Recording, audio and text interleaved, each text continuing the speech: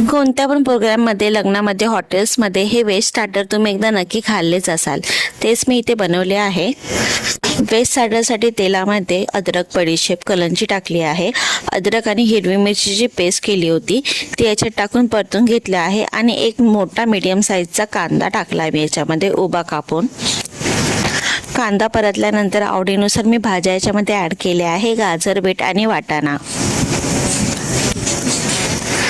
2-3 मिनिटासाठी हे परतून घेतले आहे आणि नंतर कमी गॅस करून ढाकण ठेवून 5 मिनिटासाठी मी हे कुक होऊ दिलं आहे. 5 मिनिटानंतर ढाकण उघडल्यानंतर याच्यामध्ये हळद, 2 चमच लाल तिखट मसाला आणि जिरे पावडर टाकले आहे. सर्व छान मिक्स केल्यानंतर याच्यामध्ये 2 मीडियम साईजचे शिजलेले बटाटे टाकले आहेत.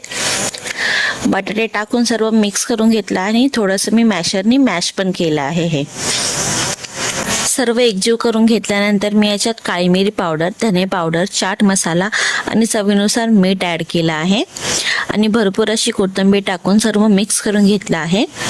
आणि मिक्स केल्यानंतर मी हे 5 मिनिटासाठी फॅन खाली थंड करायला ठेवले होते.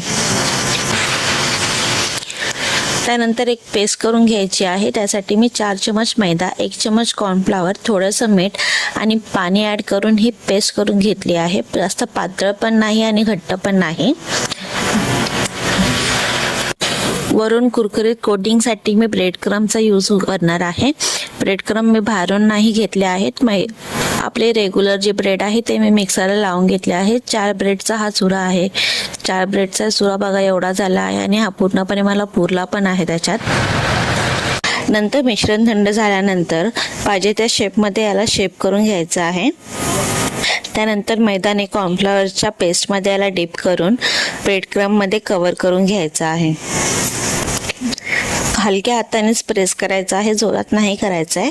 अशा प्रकारे मी पहिला सर्व कव्हर करून घेतले आहे ब्रेडमध्ये. नंतर गरम गरम तेलामध्ये फास्ट गॅसवरती मी तळून घेतले आहे. सर्व एकसाथ नाही टाकायचे. पहिला मी 5-5 टाकले आहेत.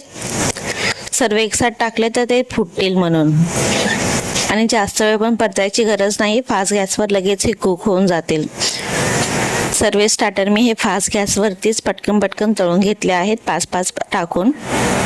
जेव्हा पण भाज्या घरात शिल्लक असतात पण भाज्या खायचा अजिबात मूड नसतो ना, तेव्हा मी हे नक्की बनवते. म्हणजे तुम्ही शिमला मिरची, कोबी आणि फ्लॉवर पण ॲड करू शकता. पनीर पण तुम्ही ॲड करू शकता. तुम्ही पण हे व्हेज स्टार्टर आहे ना घरी एकदा नक्की बनवून बघा, खूप भारी लागतं. सोबत इथे मी गोड चटणी आणि तिखट चटणी केली आहे.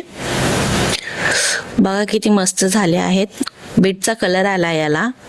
तुम्ही पण ही अशी रेसिपी एकदा नक्की बनवून बघा. आणि रेसिपी आवडली असेल तर सबस्क्राईब करायला विसरू नका. लाईक आणि कमेंट आणि ही रेसिपी शेअर नक्की करा तुमच्या फ्रेंड्सला. थँक्यू.